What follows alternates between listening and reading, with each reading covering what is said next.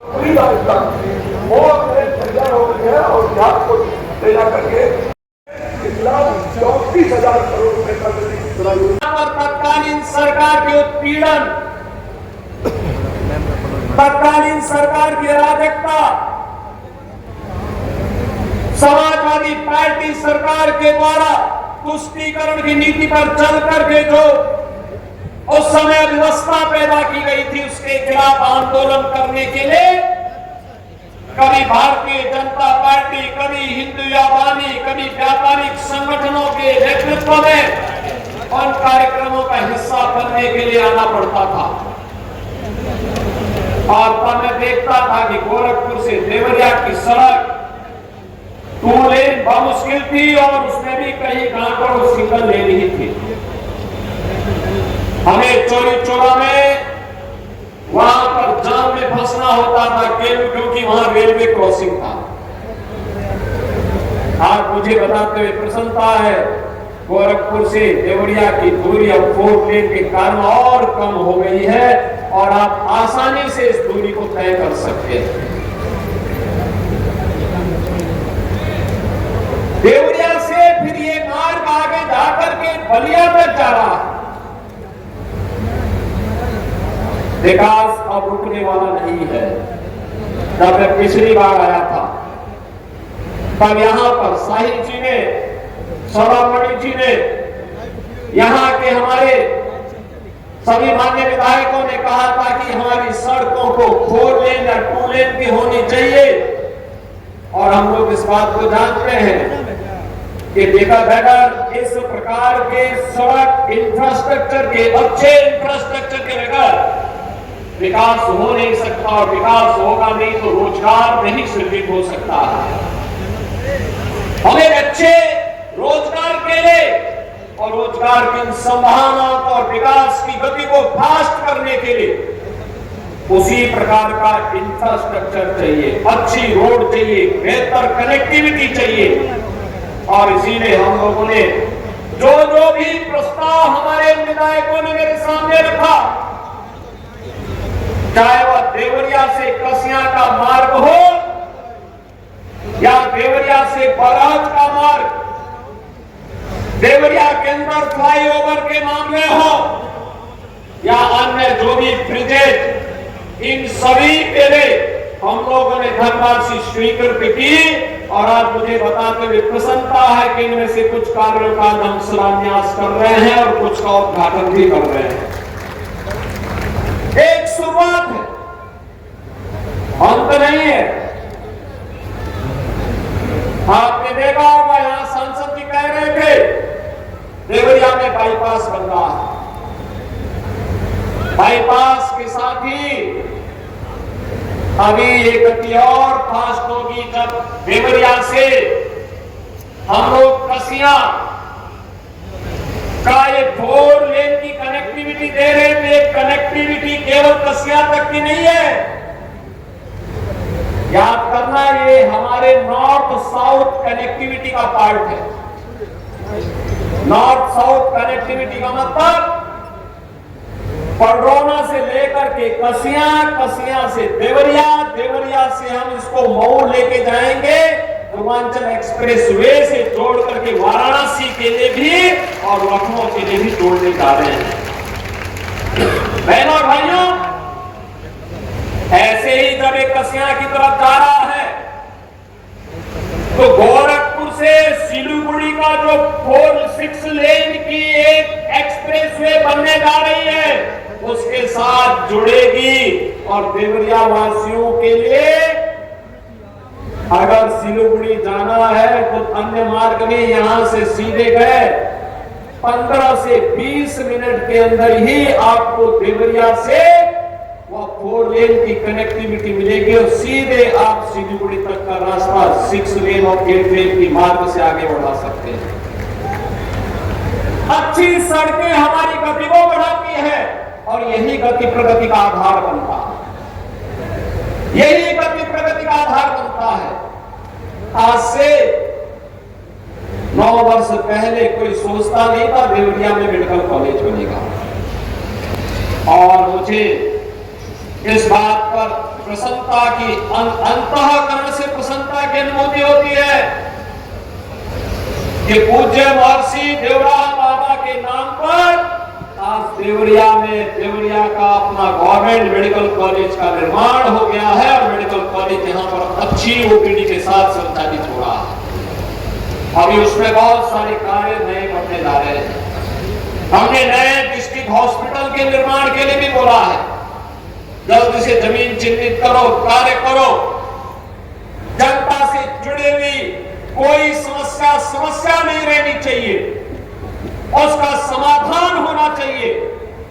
हम समस्या नहीं देते, हम समाधान देते हैं और समाधान देने के लिए इस सरकार को जनता जनार्दन चुनती है और उसी समस्या का समाधान करने के लिए आज मुझे आपके देवरिया में आकर के प्रसन्नता की अनुभूति हुई है कि यहाँ की कनेक्टिविटी को और फास्ट करने में समय सफलता प्राप्त होगी। ITI बन रहा है, ITI नहीं है, स्किल डेवलपमेंट का केंद्र होगा, नौजवानों की स्किलिंग होगी, उद्योग धंधों में उन्हें रोजगार मिलेगा, देश में विदेश में उनके लिए कार्य की कमी नहीं होगी। यह आज की आवश्यकता है और जब हमारे पास अच्छे ट्रेंड मैनपावर होगा उसके लिए कार्य की कमी नहीं होगी। यह हमारी अर्थव्यवस्था को बढ़ाने में मदद करेगी। बहनों और भाइयों, क्या हाथ में 2017 के पहले उत्तर प्रदेश में वन डिस्ट्रिक्ट वन माफिया, हर जिले में एक माफिया, पर्व के पहले उपद्रव, गरीबों की जमीनों पर कब्जा, किसी भी गरीब को शासन की योजना का लाभ नहीं मिलता था, चेहरा देख करके योजनाएं बांटी जाती थी। नौजवान को नौकरी नहीं, अन्नदाता किसान को शासन की योजना का लाभ नहीं, न बेटी सुरक्षित न व्यापारी सुरक्षित। शाम को 6 बजने के पहले बेटी को घर के अंदर छुपना पड़ता था और व्यापारी को अपना व्यापारिक प्रतिष्ठान बंद करना होता था। उस अराजकतापूर्ण माहौल से उत्तर प्रदेश को निकालना आज वन डिस्ट्रिक्ट वन माफिया नहीं, one district one medical college है और वन डिस्ट्रिक्ट वन प्रोडक्ट आज उत्तर प्रदेश के अंदर देखने को आपको मिलेगा। यह है नई यूपी की पहचान। आज कोई बेटी की सुरक्षा में सेंध नहीं लगा सकता, कोई व्यापारी से जबरन गुंडा टैक्स नहीं ले सकता। आज कोई नहीं कह सकता है कि 6 बजे के पहले ही घर के अंदर बेटी को रख जाए और व्यापारी प्रतिष्ठान बंद कर ले। आप तो उत्तर प्रदेश की बेटियां और उत्तर प्रदेश की बहनें नाइट शिफ्ट में भी उद्योगों में कार्य कर रही हैं और जब मर्जी तो अपने घर आ रही है। अगर कोई सौदा कोई गुंडा छेड़ने का दुस्साहस करता है तो अगले चौराहे पर यमराज महाराज उसका टिकट काटने के लिए बैठे रहते हैं।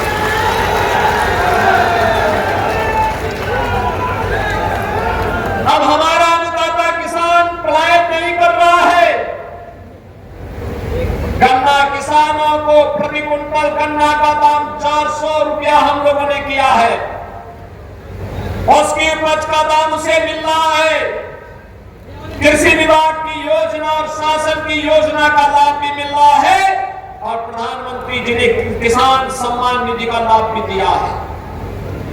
आज हर गरीब को शासन की योजना का लाभ, प्रधानमंत्री आवास योजना, मुख्यमंत्री आवास योजना, बिना भेदभाव के बिना चेहरा देके हर गरीब को राशन की सुविधा का लाभ, उज्ज्वला योजना का लाभ। और अभी जब हर गरीब को मिल गया तो हम लोगों ने कहा शिक्षक को क्यों छोड़ दे, शिक्षक को भी हम कैशलेस स्वास्थ्य की सुविधा दे दिए, शिक्षा मित्रों को दे दिए, अनुदेशकों को दे दिए, रसोइयों को भी दे दिए हैं। सभी लोगों को हम लोगों ने इस सुविधा का लाभ दे दिया है। लगातार इसमें बढ़ोतरी हो रही है। कोई सोचता था पहले कि कुशीनगर में कृषि विश्वविद्यालय बन जाएगा, आज वो बन करके तैयार हो रहा है कृषि विश्वविद्यालय। मैं सत्र में साई जी से कहूंगा कृषि विश्वविद्यालय को चलाने की तैयारी करवाइए, इसको नए सत्र में इसको चला देना चाहिए। बहनों और भाइयों, एक कृषि विश्वविद्यालय केवल एक भवन नहीं है, हमारे अन्नदाता किसानों को तकनीक के साथ जोड़ करके लागत को कम करना, उत्पादन को बढ़ाना, उसकी आमदनी को बढ़ाना, प्रधानमंत्री मोदी जी के विजन के अनुरूप अपने अन्नदाता किसानों के चेहरे पर खुशहाली लाने का एक अभिनव प्रयास है। और उसी प्रयास का हिस्सा बनने के लिए आज देवरिया में मुझे एक बार फिर से आने का अवसर प्राप्त हुआ।